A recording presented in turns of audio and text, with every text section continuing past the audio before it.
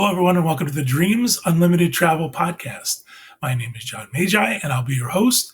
And in this episode, we're going to talk to one of our Dreams Unlimited Travel agents about their most recent experience sailing on the Disney Dream out of Fort Lauderdale, Florida. Really excited to hear about this because I'm going to do that soon. I'm joined this week by Dreams Unlimited Travel agent and host of the SiDisney podcast, Federico Argar. Hello. Thank you for having me. And our producer, Craig Williams. Craig, who produces everything in the world that we do. Diz Unlimited, the Universal Show. I think he does a few things for NBC. I'm not quite sure. Yeah, only at night. But thank only you. At night. Good. It's great to be here, John. Yeah. Thanks for doing this with me. I appreciate it. Really excited to talk to Federico again. Recently on the Disney Dream out of Fort Lauderdale, Florida. That's coming up for me next month. Not the Dream, but traveling out of Fort Lauderdale. So I'm excited to hear about his experience on Disney with that. I've done other cruise lines out of Fort Lauderdale. I've done Royal and Celebrity, but it's always interesting to hear about, of course, how Disney handles things. So, Federico, let's get started. Tell folks about your cruise, what date it was, and all that good stuff before we get started. Yeah, so I was on a 3-night on the Disney Dream, and this was hosted by Disney. Disney invited us to see the new port in Port Everglades, the new station they have exclusively for Disney Cruise Line. And it was my first time not only it was my first time in Fort Lauderdale. I never been there before, so it was a exciting new experience for me. And so the experience began for me at Fort Lauderdale. I arrived by plane. I am living in Colombia right now, so it's super easy for me and for most people outside of the United States, especially living in Latin America, to fly to Miami or Fort Lauderdale International. I think it's the Hollywood International Airport is called, because we have a lot of flights, direct flights to that airport. So it was super easy for me to get there, and the station itself is brand new, as I said, and Disney Cruise Line is, I think, about a month ago or 2 months ago, offering transfer from the airport to the station itself. The process was super simple. So in the airport, you're going to have people from Disney Cruise Line about around 8 a.m. They start creating a small thing where they put the Disney Cruise Line logo and they have the uniform, so it's very easy to find where you get your luggage. And then you check in there. If you buy the transfer in advance, of course you can do that with your Disney Cruise Line reservation. And they tell you, okay, so we're gonna depart at, in my case, was around 11 a.m. My flight was 6 a.m. I think I arrived, so I have a lot of time in the airport. So I saw the whole process of they getting ready to welcome guests on the airport. And so tell me, before you check in for the transfers and all that good stuff, talk a little bit about Fort Lauderdale, the airport itself. I think a lot of people who listen and watch and are big fans of Disney usually come into Orlando yes. International Airport. Tell us what you found different, what was easy. You were there quite a while. Talk about yes. maybe a little bit about what's there for people to eat and do when they're waiting for their Disney transfers. So Orlando has right now 3 terminals, A, B, and C. And the one in Fort Lauderdale, I think it has 4 or 5 terminals. I was able to walk around the different terminals and different buildings. They are all right next to each other. And of course, each terminal is going to receive different airlines. But since I have so much time, I walk around with my luggage and just saw all of them mostly. And they told me on Disney Cruise Line that in each of those terminals, they are going to have people welcoming guests. So the terminals itself are, in my opinion, a little bit smaller than the ones that you find at MCO, at Orlando International. Some of them are quite old, so you're not going to find restaurants or anything to buy things, or at least not many of them. The one I don't remember which one. I think it was Terminal 2 that my plane got in, and I didn't have like anything, especially at 7 a.m. So it was just a lot of time to think about myself. Self-contemplation, a little bit of introspection. Excellent. So I think that's really important because I've flown into and out of Fort Lauderdale. Well, you say there's more terminals. It's kind of a big difference between OIA and Fort Lauderdale. There's not going to be as much to do, as many places to eat. You can easily get around, so don't worry if you're coming into a terminal at where the Disney transfers are different from where the Disney transfers are. It's an easy airport to navigate, for sure. I mean, I think that's important to point out to people. People are used to Orlando, which is, wow, in my opinion, it's super easy. It's one of the easiest airports I've ever flown into and out of. Yes. It can be daunting for people because you've got to get on a tram and you got to get your luggage and all that stuff. So, what did you eat? Anything? Did you go anywhere and have something to eat? Did you experience anything? No, well, I was about to get on a Disney cruise, so I was saving myself to enjoy that. So no, but around 8 o'clock, I was able to see the Disney Cruise Line crew, and that, of course, is like good to see.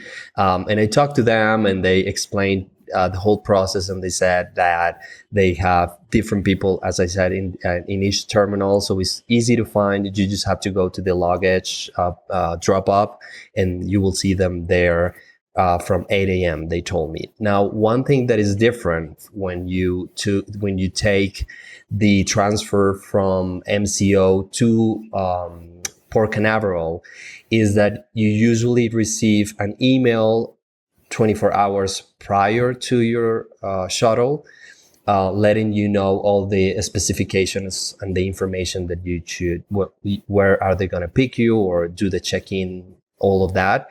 I didn't receive that email. But I did call Disney Cruise Line, and they said, yes, since this is a new service that we are providing, emails are not being delivered 24 hours prior to the shuttle, but they will. So in that email, you're going to have all that information of when, where, and how to get the shuttle to the port. You should, at least. So you got to love Disney, right? They do how many cruises a week, how many cruises a year, how many times guests they pick up and deliver. And it's like, it's a new process. We're not, the emails go out. They might go out. They might not go out. All very typical Disney in that regard. But talk to us about the terminal itself. Now you've left the airport. You're on the bus. You've gotten to the new terminal. Is it nice? Is it terrible? Is it, tell us about it. So the station itself is beautiful. I think they did a great job with the theming, especially because they created this specific Disney Cruise Line station at Port Everglades, using a space that wasn't a terminal for Disney Cruise Line. And so they did all the theming with Finding Nemo, and they have a lot of characters, a lot of paintings that create this beautiful environment. I think it's even more strong of a theme than you can find at Port Canaveral, with the characters and everything that you will find. And the process, what I thought it was the best is the process to do the check-in process. Because I travel with an international passport, it doesn't really matter if I do the check-in before 30 days prior to the trip, which I always do. But I always have to go to an extra process when checking in the terminal. And it was so easy. It just took me I think 5 minutes. to do the check-in process, which is less than it usually has been on Port Canaveral. And then the terminal was full of people, and even with that amount of people, I was able to get on board around 10 minutes. So the whole process took like 15 to 20 minutes. In my opinion, I was going to ask you that. I was going to ask you, did you think there were less people in that terminal as opposed to the one in Port Canaveral? But you kind of answered. You said, no, there was a ton of people. So it sounds like they were more efficient. That's really good to hear. Yes, I don't know if because more people were on the same boarding time in my case, which was 11 a.m., or just because there was more people on the ship. I don't know. But even though it felt like the station was more crowded, the terminal, it took me less time to board. And I didn't have a concierge. I'm platinum, so I have a different line to do that, but it was super fast. And so your Castaway Club level designation is platinum, so that gives you a little bit different access than other people depending on their Castaway Club levels. So that's certainly an explanation. Did people line up like they do in Port Canaveral? Did you get that thing where people get, all the way in, switch back, and they're waiting to be the first ones on the ship? Yes. But I thought that it was faster than the process in Port Canaveral. People were making lines, and you have to walk a little bit more from the place that you enter, or you leave the station and you enter the ship. Is not like as connected as it is in Port Canaveral with there is like a small tramp. Is that the word, tramp? No. I know what you're saying. I can't think of the right word for it. It's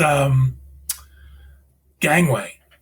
We call it a gangway. Exactly. So the gangway is pretty short in Port Canaveral because it's right connected to the terminals right across the way. So you had a little bit more of a, my experience has always been, it's been kind of a switchback. You go right, left, you go right a little bit to get into the ship. So that's, you found a bigger gangway from the terminal into the ship itself.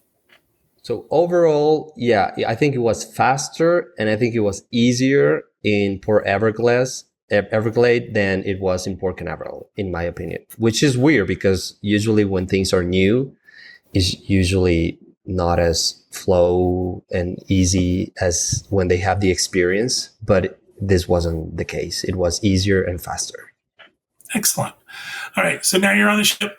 You have a great time. We don't care about the ship. We don't care about your sailing. We're going to go to what happens when you leave.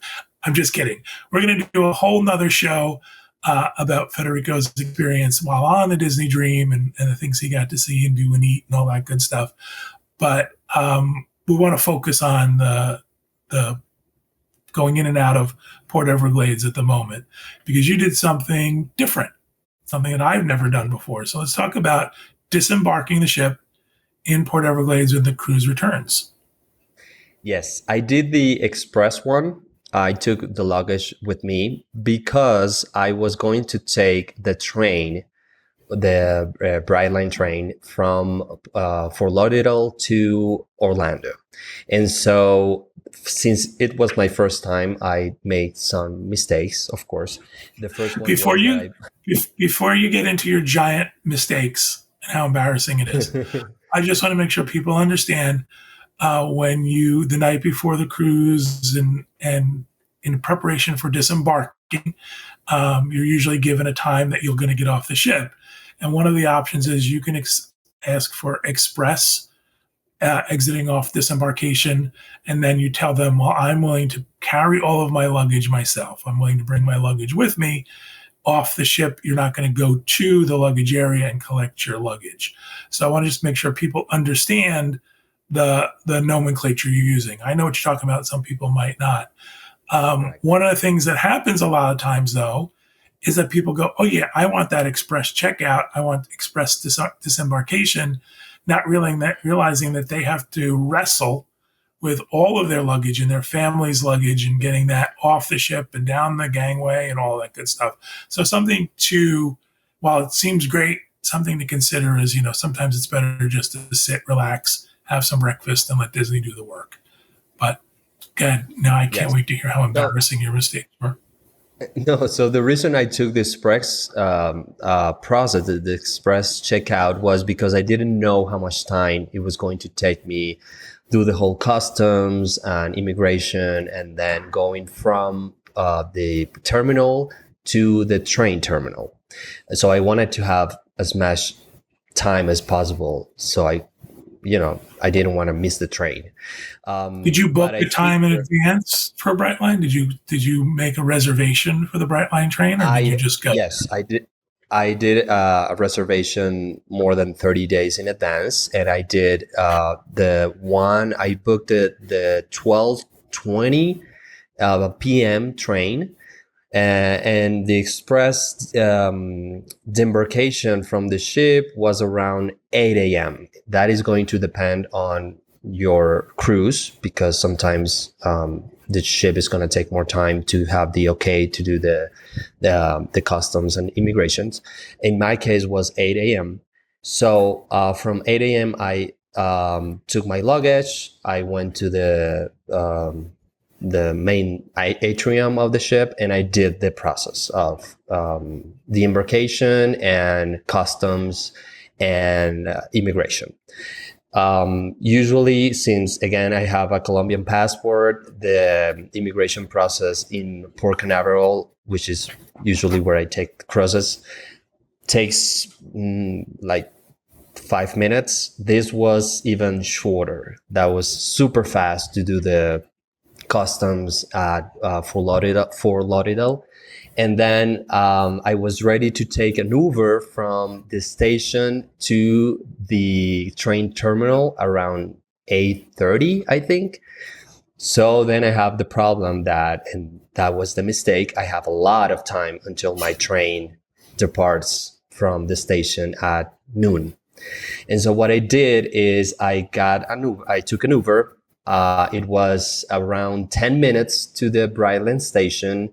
It cost me like $15 plus tips. And then I got to the station. There was only one people working there in the station, like on the check-in area, because most of the people already buy the tickets in advance, so they don't need a huge amount of staff there. But there was one person, and I told him it's only 8:30 and my train leaves at 12:30. Is there any chance to change the time of my departure? And he checked his computer, and the price was the same. So I was able to take the 9:30 train and, save 3 hours, I think. That's excellent. I mean, especially because I know you're heading to Walt Disney World, so you want to get there Right. faster. I want to get there faster and enjoy my time. What was the cost? Tell me the cost of the Brightline. 79, I think it was $79, which is expensive, but it's expensive compared to a bus. I have a friend from Miami who goes to Disney World a lot, and I asked him, "Do you take the train?" And he says, "No, it's too expensive for me. I usually take a bus." But for the service that you get and how easy it is to take the train, I think it's worth it. So it was $79 for one-way transfers. Correct. It's going to depend on the date you're traveling and the category. This was like coach, which is or the cheapest one, but then they have a more expensive one that includes some food and additional services. So I took the basic rate, and in this case was 79. Yes. Did you have to hang on to the outside because it was so cheap? Did you have to ride on top of the train? Yeah, like like in India, or Right. I think That's in what I Colombia imagined. we have it too, like the chivas in Colombia where they have the chickens and everything. No. There you go. I mean, I've seen pictures. This train is beautiful. I mean, it's new. It's really well done. So I don't know that taking No, coach versus first class is a huge deal. I haven't experienced the first class, but the other one was great.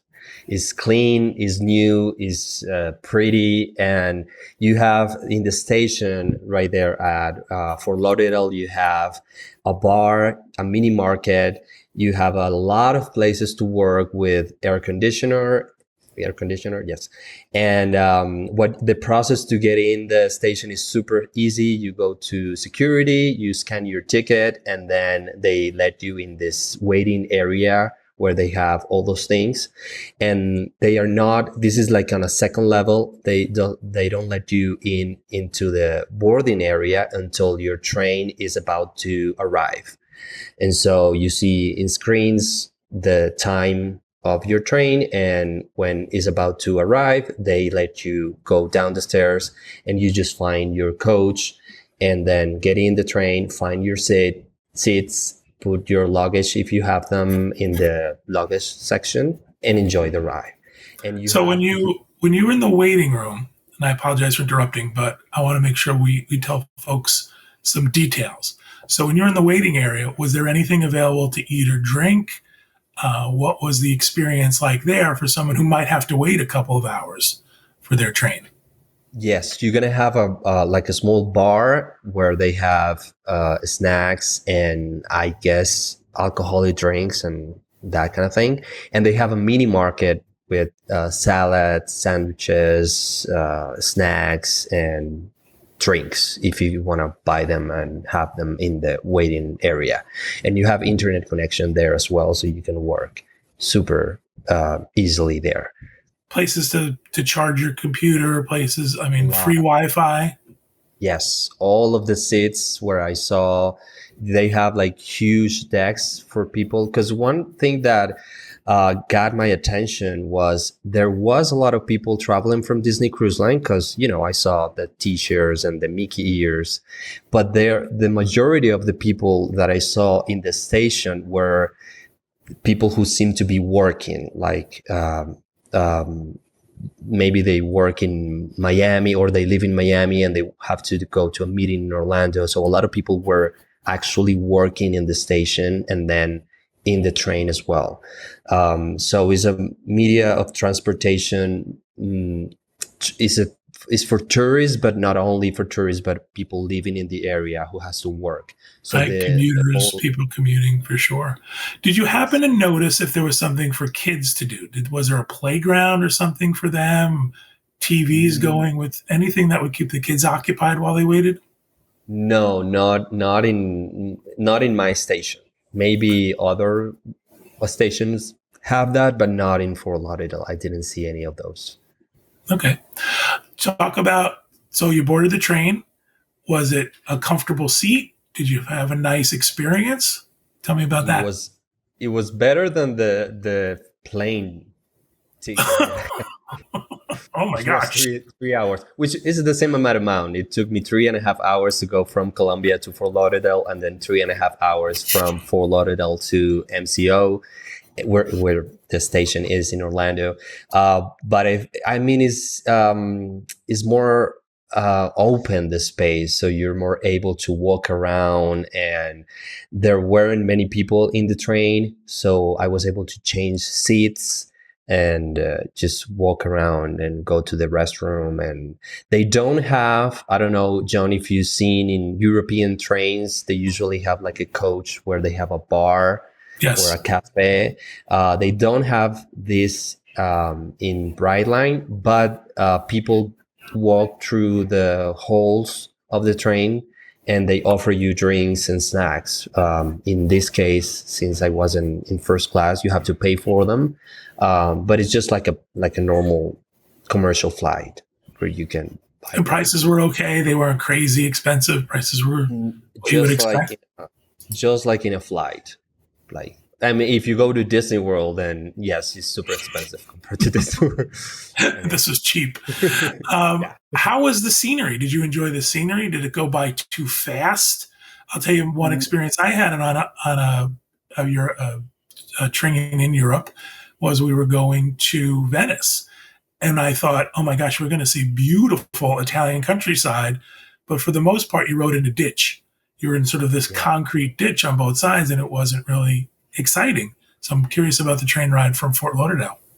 So this is not a high speed train. You're not. I mean, you're gonna be able to see the landscapes of the beautiful and diverse landscape of Florida.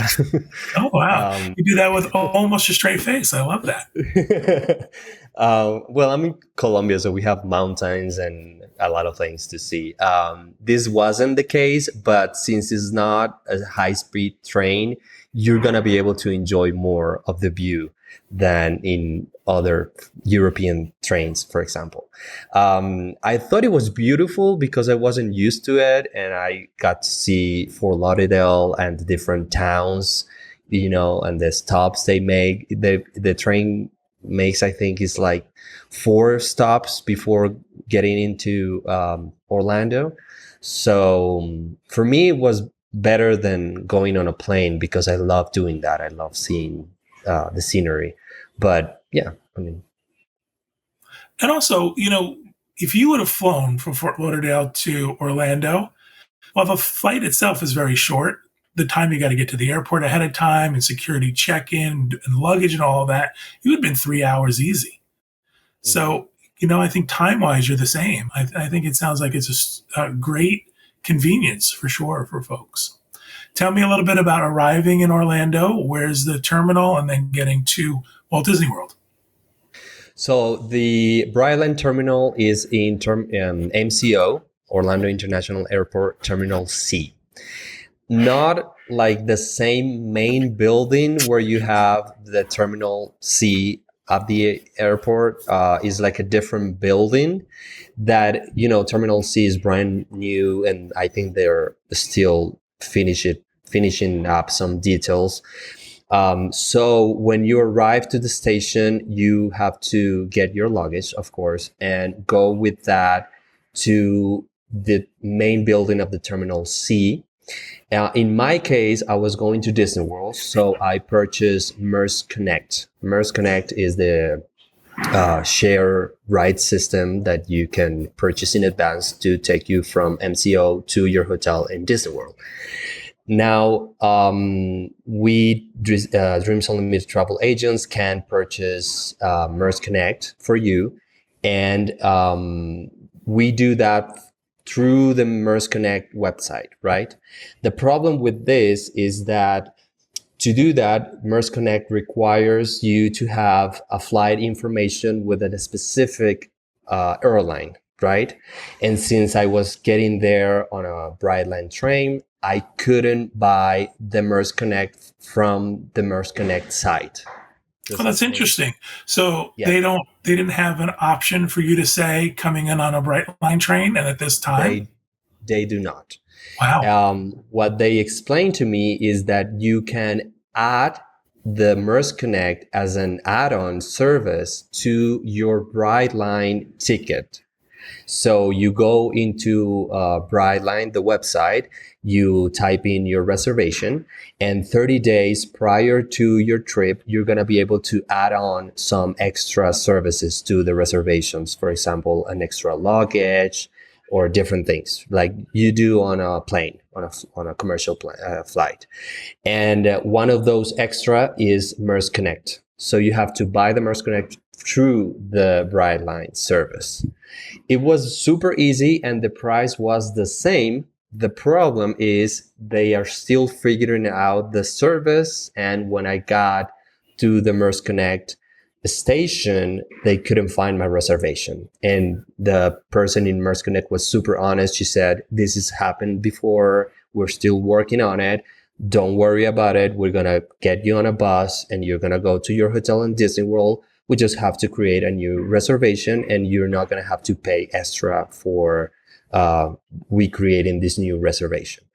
So the train station is about 5 to 10 minutes away from the main building. They have a lot of signs, so it's easy to get to one place to the other, but you have to walk. You have to walk a little bit. I don't know if they are going to make some sort of transportation system or anything, but right shuttles now maybe eventually they might do trams or shuttles. So did the $79 for Brightline include the MERS Connect? No. So you paid, there would have been an extra charge. How much would have that been? I think it was $17 for the Mars Connect. Okay. So just to sort of throw something in the mix here, Dreams Unlimited travel agents are supposed to be able to book Brightline for our clients as well.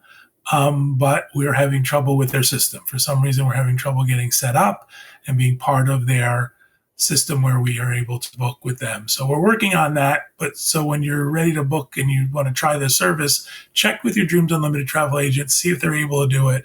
And if so, we can just make that sort of seamless for you and get everything done. So you had to walk a little bit from the terminal to Mears, but that was, I assume, your usual trip to Walt Disney World, right? Took you right to your hotel? Yes. So then from there to, I was staying at Coronado Springs, like 30 minutes, I think it was. And I was ready to enjoy my Disney World vacation. I would have been ready for a nap. I would have just passed out after all of that planes, trains, and automobiles that you've experienced. It sounds like it would have been exhausting to me. Well, I wasn't really on vacation because I was doing work for SiDisney. So I get to sleep when I arrive to Colombia 10 days later. Gotcha. But you know what I mean. Gotcha. Excellent. Well, thank you very much. I appreciate that explanation because, again, a lot of stuff I haven't had a chance to do yet. Excited to try it for myself to see how it would work for us. I mean, we have an added element. Kevin rides in a scooter these days, so I'm always curious how that works with somebody with disabilities. So we'll be checking that out for sure. I want to remind folks at home, if you'd like to book a Disney Cruise Line, Walt Disney World, Universal vacation, you can certainly reach out to Federico. It's Federico at Dreams Unlimited Travel. Or you can reach out to me, John at Dreams Unlimited Travel, and I will get you to a Dreams Unlimited travel agent. Federico, thank you so much for putting in this extra work. We appreciate it. Thank you very much. Right. And I want to thank everybody at home for listening and watching. We hope you have a great week, and we hope you have a great vacation.